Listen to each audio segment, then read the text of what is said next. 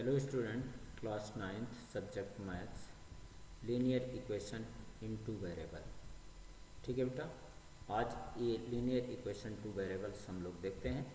आइए देखते हैं ये linear equation an equation of the form a x plus b y plus c equal 0 where a b and c are real numbers such that a and b are not both 0 is called a linear equation in two variable। ठीक है, अब ये बेटा आपका two variables का linear equation है। ठीक है, अब आप एग्जांपल जैसे देख लीजिए, x plus y equal 176, 2x plus 3y equal 4.37, ये सब आपके टू वेरिएबल्स लीनियर इक्वेशन है। ठीक है बेटा, ए और ए बी सी ये आपके क्या हैं, रियल नंबर्स हैं। ठीक है, अब आप देखिए बेटा, जब लीनियर इक्वेशन आपका है ये, ठीक है, तो लीनियर इक्वेशन वन एक लीनियर इक्वेशन है और टू वेरिएबल्स है, तो इनके कुछ आपके पॉइंट्स आपको नोट करने हैं।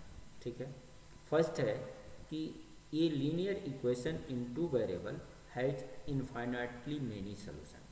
ठीक है, इसके कितने सोल्यूशन होंगे, इनफाइनाइट होंगे। ठीक है, थर्ड है ये आपका सेकंड, इसमें क्रम गलत हो गया बेटा। The graph of very every linear equation in two variable is a straight line. आप टू वेरिएबल्स लीनियर इक्वेशन से लाइन जब ड्रा करेंगे तो इनसे एक स्ट्रेट लाइन मिलेगी। ठीक है, x इक्वल 0, नेक्स्ट है x equal 0 is the equation of the y axis, यानी y की y एक्सिस का ये इक्वेशन है, x equal 0।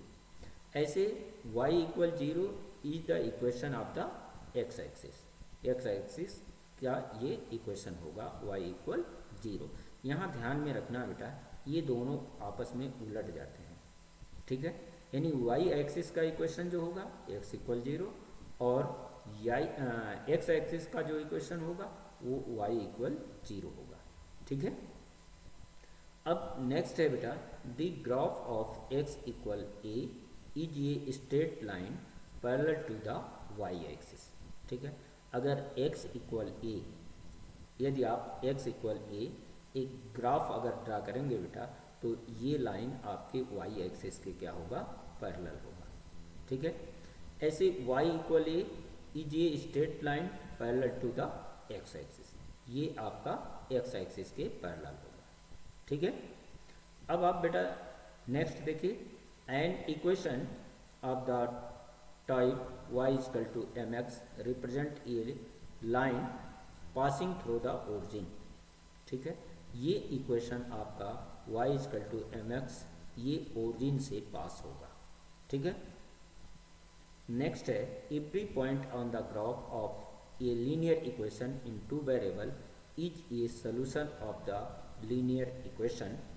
More ever every solution of the linear equation is a point on the graph of linear equation. तो ऐसे बेटा ये linear equation से आपके कुछ ये पॉइंट्स हैं जो आपको ध्यान में रखने होंगे। ठीक है बेटा, अब आप देखिए इसमें एक्सरसाइज है, जैसे फर्स्ट एक्सरसाइज 4.1 का, इसमें कह रहा the cost of a notebook is twice the cost of pen. Write a linear equation in two variable dent this statement. ठीक है, अब इस स्टेटमेंट से बेटा आपको लीनियर इक्वेशन बनाना है। कैसे बनाएंगे, अब आप देखिए, take the cost of notebook x। अगर आपने हमने मान लिया कि नोटबुक का कॉस्ट क्या है, x रुपीज़ है, और ये पेन का जो कॉस्ट है, कॉस्ट ऑफ ए पेन, ये y रुपीज़ मान लिया। ठीक है, तो अकॉर्डिंग टू क्वेश्चंस ये कह रहा है we need to write a linear equation in two variable to represent the statement cost of a notebook is twice the cost of pen। यानी आपका जो कास्ट ऑफ नोटबुक है x रुपीज़, ये y का ट्वाइस है, तो equal कब होगा, जब इसमें y में 2 से मल्टीप्लाई करेंगे तभी x के ये इक्वल होगा। तो यानी x इक्वल आपका 2y, ठीक है। Imply that x minus 2y equal 0, हम लोग इस तरीके से भी लिख सकते हैं। तो ये बेटा आपका इसका क्या हो गया, लीनियर इक्वेशन 2 वेरिएबल हो गया, ठीक है। अब बेटा नेक्स्ट आप देखो question, express the following linear equation in the form ax plus by plus c equal 0 and indicate the values of a b and c in each case, ठीक है। अब आप देखिए बेटा, जैसे 2x प्लस 3y इक्वल 9.35 पर बार है, ये सारे इक्वेशन का a b c के फॉर्म में इससे a b c की वैल्यू बताना है। तो जो स्टैंडर्ड इक्वेशन है ax plus by plus c, इससे हम कंपेयर करेंगे, ठीक है। अब जैसे इसमें हर एक टर्म का ax का इसके 2x से कंपेयर करेंगे, by का ये 3y से कंपेयर करेंगे, और ये जो c है ये आपको कांस्टेंट, इसको पहले ट्रांसफ़र कर लेंगे, इसी फॉर्म में ले आएंगे, ठीक है बेटा। अब आइए देखते हैं यहाँ, आप देखिए जैसे ये इक्वेशन दिया है, सबसे पहले इसको कांस्टेंट को हम स्टैंडर्ड फॉर्म में, इस फॉर्म में ले आएंगे, ax plus by plus c equal 0। तो इसमें आप देख रहे हो कि 9.35 पर बार जो है ये इसको हम ट्रांसफ़र कर लिए, ठीक है। तो जब ट्रांसफ़र किए तो ये आ गया 2x प्लस 3y माइनस 9.35 पर बार इक्वल 0, ठीक है। अब इसी को आपको ax plus by plus c से कंपेयर करना है, ठीक है। तो ax equal 2x, by equal 3y, c equal minus 9.35 के पावर बार, ठीक है। तो जब कंपेयर करेंगे तो आप देखिए a की वैल्यू यहाँ क्या हो गई 2, ठीक है, b की वैल्यू 3 और ये c की वैल्यू माइनस 9.35 बार, ठीक है। ये विथ साइन, ये आप ध्यान देना है बेटा, यहाँ c पॉजिटिव है और यहाँ ये माइनस है, इसलिए c की वैल्यू आपका माइनस 9.3 की पावर 35 के पावर बार है, ठीक है। अब देखिए सेकंड इक्वेशन है बेटा, x minus y by 5 minus 10 equal 0, ठीक है। अब सबसे पहले बेटा इसको हम लोग चाहे तो स्टैंडर्ड फॉर्म में कर सकते हैं, नहीं तो इसको ऐसे ही रहने दें, ये स्टैंडर्ड फॉर्म में, ठीक है। इसको स्टैंडर्ड फॉर्म में, अब इस फॉर्म में आपका ये इक्वेशन है, ठीक है। तो यहाँ से कंपेयर करना है, ax इक्वल x है, तो मतलब इसका कोफिशिएंट आपका क्या है 1 है, ठीक है। तो इसके मतलब आपका a की वैल्यू कितना हो गया 1, और b की वैल्यू आपका क्या हो गया माइनस 1/5, b की वैल्यू माइनस 1/5, और c की वैल्यू आपका क्या हो गया माइनस 10। तो इस तरीके से बेटा ये आपको कंपेयर करना था, ठीक है। ऐसे आप देखो क्वेश्चन नंबर 3 है, minus 2x plus 3y equal 6। अब 6 को पहले हम इधर ट्रांसफ़र कर लें, ठीक है। ये स्टैंडर्ड फॉर्म में ले आए, ax plus by plus c equal 0 इस फॉर्म में। तो आप ये देखो इसको ट्रांसफ़र किए, minus 2x plus 3y equal 6 को जब ट्रांसफ़र किए तो 6 आपका इधर ट्रांसफ़र किया तो माइनस क्या हुआ 6 हुआ, ठीक है।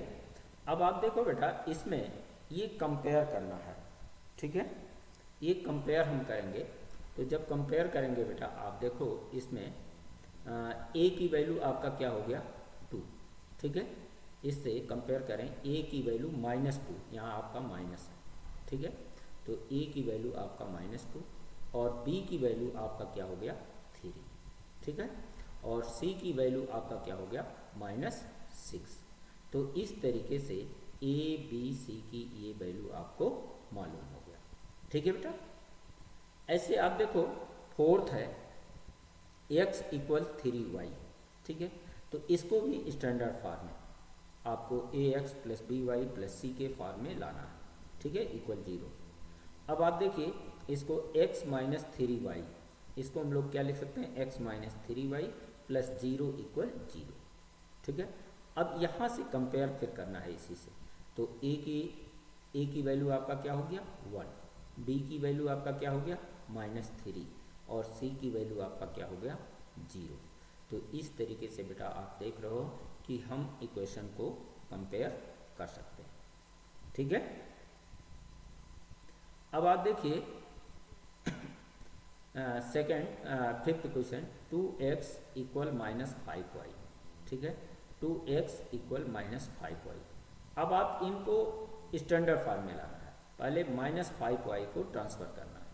ठीक है, तो ट्रांसफ़र जब किए तो इसको हम लोग ऐसे लिख सकते हैं 2x + 5y + 0 = 0। ठीक है, ये मतलब स्टैंडर्ड फॉर्म में, इस फॉर्म में। तो a की वैल्यू आपका क्या हो गया 2, b की वैल्यू 5, c की वैल्यू 0। तो ये बेटा आपका कंपेयर करने का मेथड है। ठीक है, ऐसे आप देखो बेटा, जैसे 3x + 2 = 0, इसको भी स्टैंडर्ड फॉर्म में, यानी y इसमें नहीं है बेटा, तो y नहीं है तो y का कोफिशिएंट इसके मतलब 0 होगा। ठीक है, तो इसको हम लोग ऐसे लिख सकते हैं 3x + 0 y + 2 = 0। ठीक है, अब इस फॉर्म में हम इससे कंपेयर कर लें तो ax = 3x यानी a = 3, by = 0 y है तो b = 0 हो गया, c = आपका 2 हो गया। तो ये a = 3, b = 0, c = 2, ये आपका क्या हुआ बेटा इक्वेशन हो गया। ठीक है, सेवन्थ देखिए y - 2 = 0।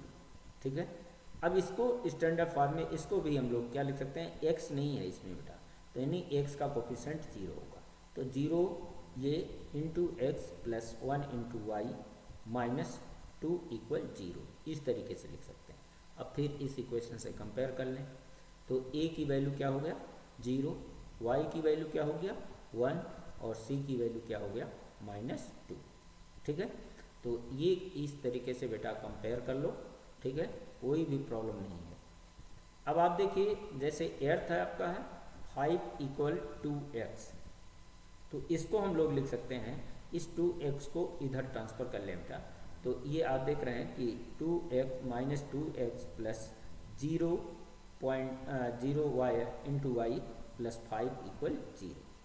ठीक है, अब इससे स्टैंडर्ड फॉर्म से कंपेयर कर लें तो a = -2, b = 0 और c = 5। ठीक हो गया, तो बेटा इस तरीके से ये आपको सॉल्व करना था। ये एक्सरसाइज आपका हो गया सॉल्व। ठीक है, आज इतना ही, नेक्स्ट एक्सरसाइज आपको कल होगा। Thank you.